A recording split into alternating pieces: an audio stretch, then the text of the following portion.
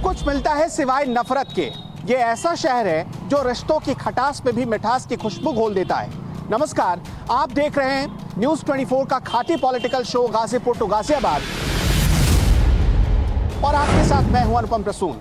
और इस वक्त हम आप पहुंचे हैं इत्र नगरी कन्नौज में, ये जानने के लिए कि 5 साल में कन्नौज की तस्वीर कितनी बदली। और ये जानने के लिए हम सीधे लोगों के बीच जाएंगे। चलिए मेरे साथ।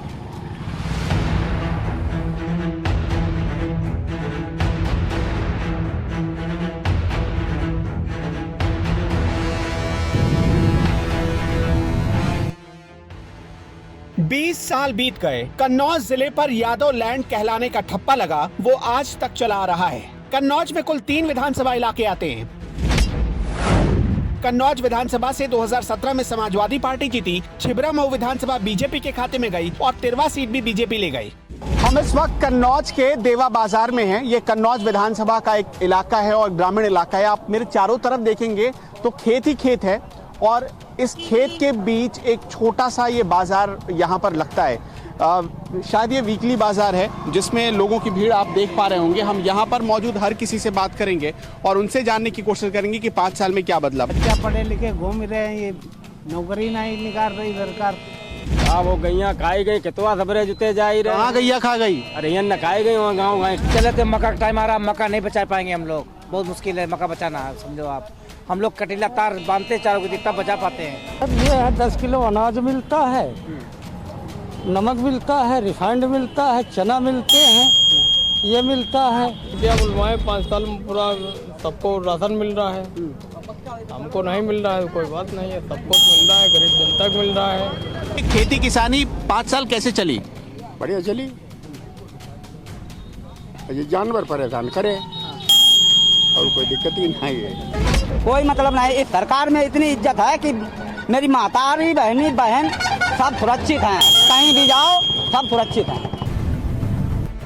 कन्नौज में गांव की सड़कें प्रधानमंत्री ग्रामीण सड़क योजना के तहत चमचमा रही हैं। यहाँ एक चौराहे पर हमारी मुलाकात गांव के कई लोगों से हो गई। हम कन्नौज में आ पहुंचे हैं और जिस जगह पर खड़े हैं, जिस इलाके में खड़े हैं, इसे मुरैया बुजुर्ग के नाम से जाना जाता है। और ये सड़क सीधे जाती है भुगैतापुर गाँव की तरफ। ये एक चौक है जहाँ छोटी छोटी दुकानें हैं, कुछ लोग हैं जो यहाँ बैठे हुए हैं। हम सीधा उन्हीं से बात करते हैं कि उनके लिए जो पिछले 5 साल थे वो कैसे रहे, क्या काम हुआ उनकी नज़र में। आइए हम जानने की कोशिश करते हैं। लेकिन उससे पहले आपको ये भी बता दें कि ये कन्नौज की सीट बहुत वीआईपी सीट हो गई है और ये वजह है असीम अरुण की वजह से, जो बीजेपी के कैंडिडेट हैं, क्योंकि अचानक वीआरएस लेकर वो चुनाव मैदान में कूद पड़े। बिजली कितनी देर रहती है इधर? बिजली बहुत बढ़िया आ रही है। सड़क तो ठीक ही दिख रही है। सड़क ठीक है फिलहाल, कोई दिक्कत नहीं है। लॉ एंड ऑर्डर की बात करें तो सब सरकारों से बहुत बेहतरीन है। राशन पानी मिल रहा है? हाँ, कितना मिलता है? 25 किलो 5 लोग। कानून व्यवस्था सही है? हाँ, व्यवस्था पुलिस सुनती है? बिल्कुल। राशन पानी मिलता है? हाँ, बिजली सही मिलती है? हाँ, सड़क ठीक है? ठीक है। क्या हुआ 5 साल में आपके गांव में? 5 साल में सब विकास हो रहा है पूरा। जैसे जैसे एक दो बात बताइए, क्या क्या हुआ 5 साल में? हमारे गांव में पंचायत भवन का निर्माण हुआ, रास्ते ठीक हुए, अच्छा काम हो रहा है। बत्ती उठे नहीं, ये समर से एक दिन पानी नहीं आया मियाँ। कानूनी मिला ना, कुछ नहीं, इंसान ने पेंशन कुछ नहीं मिल रही है। अच्छा, सिलेंडर नहीं, हमें कोई चीज नहीं मिली है। हम अपना खुद का सिलेंडर भराए, खुद की लैट्रिन बनवाए, खुद का मकान बनाए, कुछ भी नहीं मिला। बीजेपी ने कन्नौज से आईपीएस असीम अरुण को अपना उम्मीदवार बनाया है। असीम अरुण एनकाउंटर स्पेशलिस्ट और उत्तर प्रदेश के तेज तर्रार आईपीएस में गिने जाते थे। वीआरएस लेकर इस बार चुनाव मैदान में उतर आए। दूसरी तरफ समाजवादी पार्टी ने अनिल दोहरे को उम्मीदवार बनाया है। अनिल दोहरे मुलायम सिंह का नाम लेकर 20 सालों से विधायक बन रहे हैं। इत्र नगरी में होकर हम इत्र के मार्केट में न पहुँचे, ऐसा भला कैसे हो सकता था? हम कन्नौज के बड़ा बाजार इलाके में गए, जहाँ सड़क तो अच्छी थी लेकिन गाड़ियों के चलने के लिए उन पर जगह नहीं थी। अगर आप एक बार जाम में फंस गए तो समझिए लंबे वक्त की बर्बादी। हम इस वक्त कन्नौज में हैं और आप देखिए यहाँ सड़कें बहुत छोटी हैं। ये मुख्य शहर का इलाका है और मुख्य शहर के इलाके में जो सड़क बनी थी वो बहुत पुरानी है और इस वजह से यहाँ पर जगह नहीं है।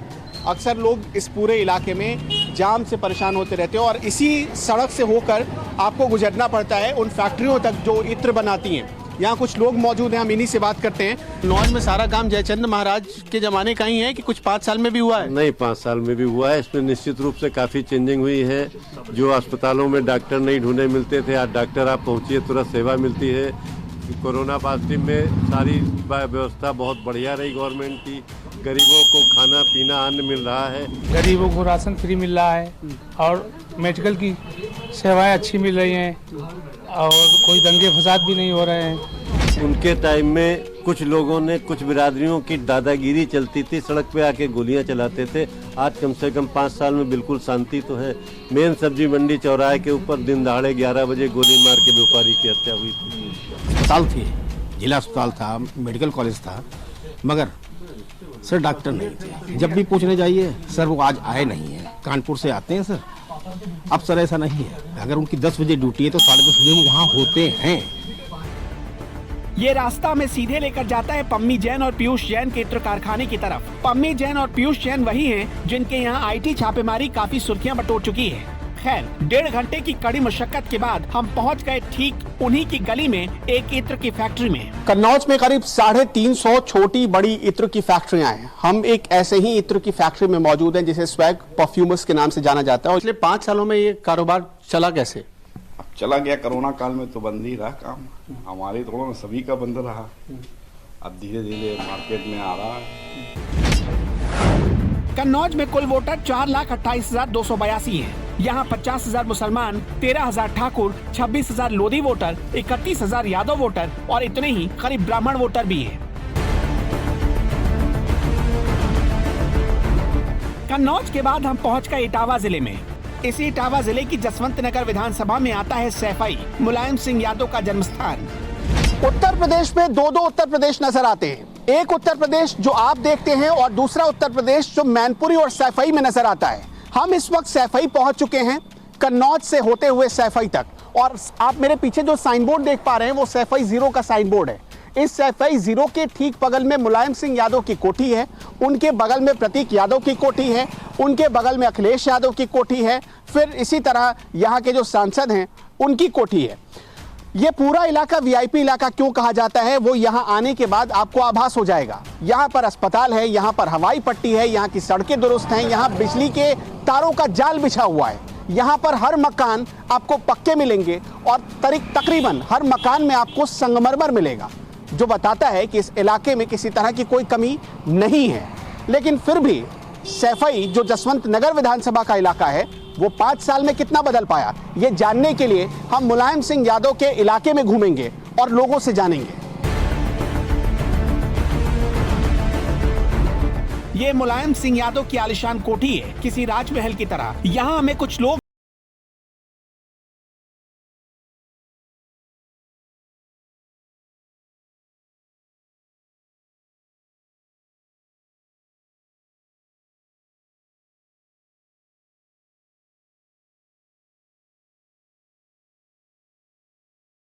हमारे सामने यहाँ अखिलेश यादव की ये कोठी है, इधर तेज प्रताप यादव की कोठी है जो कि मुलायम सिंह जो कि लालू यादव के दामाद हैं। आप जरा बता पाएंगे कौन किस तरफ रहता है? तो उधर साइड में तेजू भैया रहते हैं और इधर साइड में ये अध्यक्ष जी की कोठी है। अच्छा, ये वाली, ये सामने अखिलेश जी रहते हैं। ये वाली अच्छा, अध्यक्ष जी की कोठी है, वो ऑफिस है तेजू भैया का। अच्छा, और ये वो वाला, और ये उनका है भैया अध्यक्ष जी का। अच्छा, इस पे अखिलेश जी रहते हैं, मुलायम जी रहते हैं? दोनों लोगों का एक ही है। अच्छा, हाँ, उनका कुछ अलग अलग नहीं है। अच्छा, ये उनका गार्डन है, उनके कैंपस का गार्डन है। छोटा सा मंच है, जैसे छोटी सी सभा अगर होती है यहाँ पे, हाँ, तो उसके लिए ये बना हुआ है पहले से ये मंच। हाँ, इसमें तो बहुत सारे लोग बैठ जाएंगे। बिल्कुल बिल्कुल, यहाँ मीटिंग होती है यहाँ पे। अब अभी कार्यकर्ता तो अभी चुनाव है यहाँ, अभी होली का जैसे प्रोग्राम होगा तो यहीं पे होता है। अच्छा, होली वगैरह हर साल होली के मौके पर होता है? हाँ बिल्कुल, यहीं पे होता है, होली का प्रोग्राम यहीं पे होता है। नेताजी आते हैं, फूलों की होली खेलते हैं यहाँ पे। अच्छा, एक तरफ मुलायम सिंह यादव का आलिशान मकान और दूसरी तरफ उनका मोहल्ला। दोनों का फर्क जानने हम निकल गए। गली के अंदर हम चलते गए, लोग मिलते गए। हैरानी की बात तो ये थी कि ये इलाका मुलायम सिंह यादव के घर से सिर्फ 100-200 मीटर की दूरी के भीतर था। और ये बताइए कि इधर 5 साल में कुछ आपको लगा कि कुछ हो गया, कुछ अच्छा हो गया, यहाँ के विधायक ने कर दिया या सरकार ने कुछ एक्स्ट्रा ऑर्डिनरी कर दिया? यहाँ 5 साल में तो कुछ नहीं हुआ, अखिलेश सरकार में तो सब कुछ हुआ, इस सरकार में तो कुछ भी नहीं। ये बताइए, अम्मा कह रही है कि लाइट नहीं आती है, ऐसी बात है क्या? सुबह 8 बजे जाती है, फिर 12 बजे आती है, घंटा चलती है, उसके बाद फिर सीधे चली जाती है, 2 बजे आती है। 5 घंटे मुश्किल से लाइट मिलती है और लाइट आती ही नहीं है। प्रॉब्लम बहुत होती है। 5 साल में का मिलो, कछु नहीं मिलो। खेत तो सो गई ने खाई लो, मिलिए का? और 5 साल में का मिले? मंजूरी नहीं मिली। लाइट आती है? हाँ, लाइट आती है। कितनी देर रहती है? बहुत कम आती है। पहले तो सारा दिन चलती थी, अब बिल्कुल नहीं आती। पहले मतलब कब? मतलब सफाई सरकार में।